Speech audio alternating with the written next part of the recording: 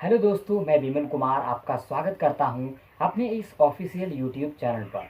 दोस्तों, अगर आप हमारे यूट्यूब चैनल पर पहली बार आए हैं तो मैं चाहता हूं कि आप हमारे इस चैनल को सब्सक्राइब कर लें, क्योंकि हम यहां पर अपने यूट्यूब चैनल पर टेक्नोलॉजी से जुड़ी वीडियो अपलोड करते रहते हैं, जिससे आपको हमारी यूट्यूब चैनल पर अपलोड होने वाली हर नई वीडियो की इन्फॉर्मेशन सबसे पहले आपको मिल जाएगी। तो चलिए दोस्तों, आज की वीडियो हमने अश्विन बिहार के बारे में काफ़ी सारी वीडियो बनाई, लेकिन आज की इस वीडियो में हम आपको आशा दावा प्रपत्र भरना सिखाएंगे। यहाँ पर आपको हम सारी चीज़ें बताएंगे, हर एक कॉलम बिल्कुल स्टेप बाय स्टेप बताएंगे। हमें पूरा भरोसा है कि आप इस वीडियो को देखने के बाद अपना आशा दावा प्रपत्र ऑनलाइन खुद से भरना सीख जाएंगे। चलिए, हम आपको अच्छी तरह से समझाने की कोशिश करेंगे। बिल्कुल आप ध्यान से समझिएगा, हर एक ऑप्शन को आप जो है बिल्कुल ध्यान से समझने की कोशिश करिएगा। चलिए, मान के चलिए कि हमें जो है हमने पीएचसी में कोई प्रसव कराया है, ठीक है, उसका हमें आशा दावा प्रपत्र भरना है।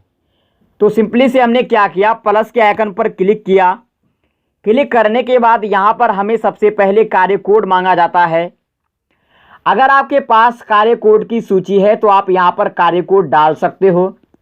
अगर आपके पास कार्य कोड की सूची नहीं है तो फिर आप यहाँ पर कार्य कोड नहीं भी डालोगे तो भी चलेगा। चलिए, कार्य कोड छोड़ के आप यहाँ पे देखिए श्रेणी का प्रकार, इस पर आप क्लिक कीजिए। यहाँ पर आपको सेलेक्ट करना बहुत ही ज़रूरी है। यहाँ पर आपके सामने दो ऑप्शन दिए गए हैं, सामुदायिक, संस्थागत।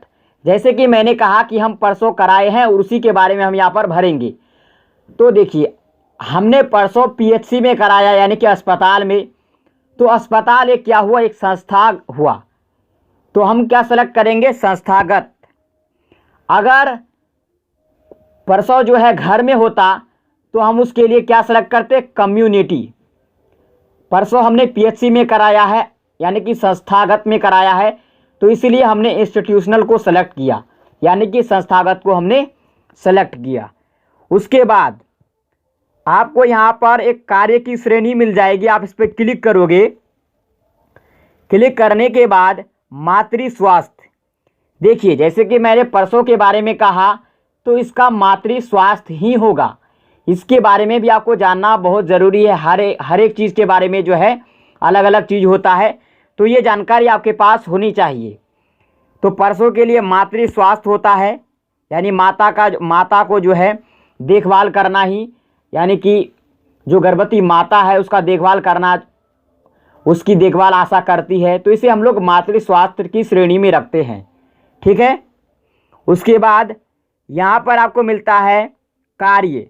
आप कार्य पे क्लिक करोगे और यहाँ पर आपके सामने देखिए जननी एवं बाल सुरक्षा योजना शहरी संस्थागत प्रसव। तो जैसे कि हमने कहा कि हम प्रसव के बारे में भरेंगे, तो देखिए जननी एवं बाल सुरक्षा योजना ग्रामीण संस्थागत प्रसव, ठीक है। यहाँ पर आप ध्यान रखेंगे ग्रामीण या शहरी। तो हम ग्रामीण हैं, तो देखिए इसका कार्य कोड यहाँ पर आपको मिल जाता है।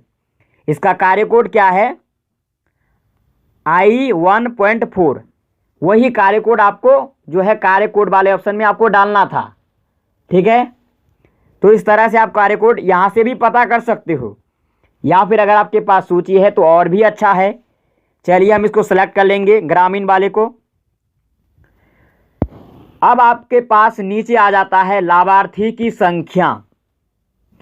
यहाँ पर आप दैनिक कार्य भर रहे हो, तो यहाँ पर जो है दैनिक कार्य में किसी एक दिन की ही भरनी होगी।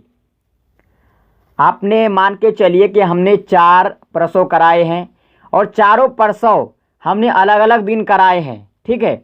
महीने के अंदर चारों प्रसव जो है हमने अलग अलग दिन कराए हैं, तो हमें 4 बार भरनी होगी।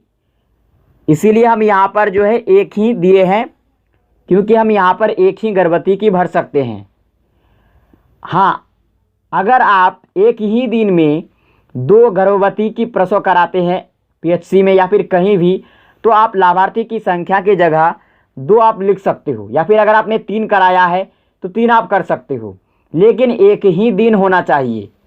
तो जैसे कि मैंने एक ही दिन जो है एक ही कराया था, 2 हमने नहीं कराया था, तो मैंने यहाँ पर 2 नहीं लिखा है। तो इस बात का आपको ध्यान रखना है। और नीचे आ जाता है कार्य की राशि। देखिए कार्य की राशि आप जो है नहीं चेंज कर सकते, क्योंकि ये ऑटोमेटिकली जो है बन चुका है, फिक्स हो चुका है कि अगर आप पीएचसी में प्रसव कराते हैं, उसको बीसीजी का टीका दिलवाते हैं शिशु को, तो इसके लिए आपको 300 रुपया बनता है।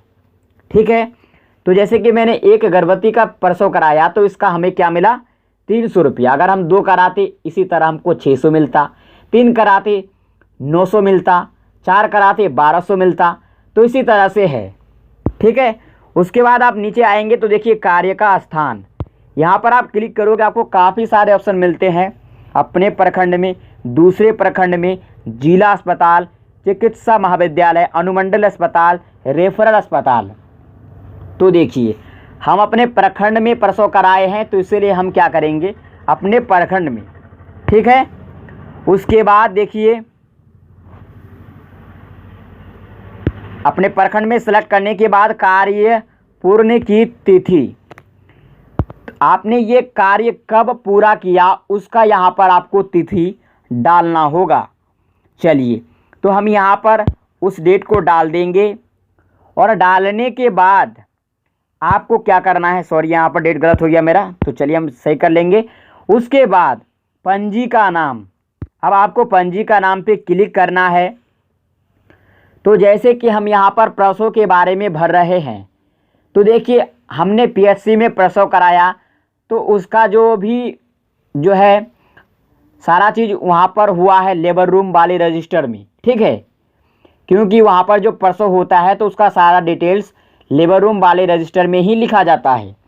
तो इसीलिए हम क्या करेंगे, यहाँ से लेबर रूम वाले रजिस्टर को सेलेक्ट करेंगे।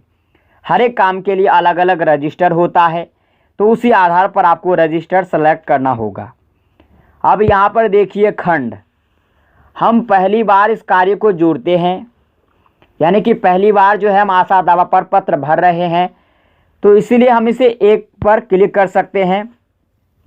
और हाँ, हम आपको बता देना चाहते हैं कि ये जो खंड का ऑप्शन है इसके बारे में मुझे अभी भी कन्फ्यूजन है, मुझे अभी भी जो है कन्फर्म ये पता नहीं है कि यही होगा।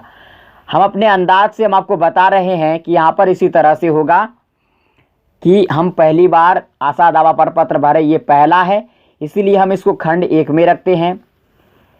देखिए हमने ऐसे भी जो है डिस्ट्रिक्ट कोऑर्डिनेटर से हमने कांटेक्ट किया था, तो उन्होंने कहा था, लेकिन उसकी बात हमें समझ में नहीं आई। ठीक है, उन्होंने कहा था कि जैसे कि आपने एक रजिस्टर भर लिया, उसके बाद आपने दूसरा रजिस्टर भरा तो उसका खंड 2 हो गया, ऐसे ही उन्होंने कहा था, तो हमें कुछ भी समझ में नहीं आया। तो खैर छोड़िए, ये ऑप्शन हमें अभी तक कन्फ्यूज़न है। ठीक है, अगर आप चाहें तो अपने डिस्ट्रिक्ट के कोऑर्डिनेटर से कनेक्ट करके इसके बारे में अच्छी तरह से जानकारी ले सकते हो। ठीक है, चलिए आगे बढ़ते हैं। अब आपको यहाँ पर पंजी का दिनांक डालना होगा, तो यहाँ पर आप अपना पंजी का दिनांक डाल दीजिए। चलिए हम यहाँ पर अपना पंजी का दिनांक डालेंगे। डालने के बाद यहाँ पर नीचे एक ऑप्शन मिलता है अभियुक्ति रिमार्क। तो यहाँ पर हमने अभियुक्ति में क्या लिखा, यानी कि रिमार्क में गर्भवती महिला का अपने प्रखंड के अस्पताल, हमने ब्रैकेट अंदर लिखा संस्थागत में प्रसव कराया, फिर ब्रैकेट अंडर लिखा बीसीजी टीकाकरण के उपरांत। तो इस तरह से हमने अभियुक्ति लिखा। उसके बाद अब हम क्या करेंगे, सेव करे पे क्लिक कर लेंगे। तो देखिए डेटा सफलतापूर्वक अपलोड हो गया है दोस्तों। तो इस तरह से आप अपना दैनिक कार्य जो है यहाँ पर भर सकते हो। अगर आपको समझने में कोई परेशानी हुई है या फिर परेशानी हो रही है तो आप हमें इस वीडियो के नीचे कमेंट कर सकते हो। उसके लिए भी हम जो है एक अलग से वीडियो लेकर आएंगे और हम आपको जो है उसके बारे में भी समझाने की कोशिश करेंगे। ठीक है।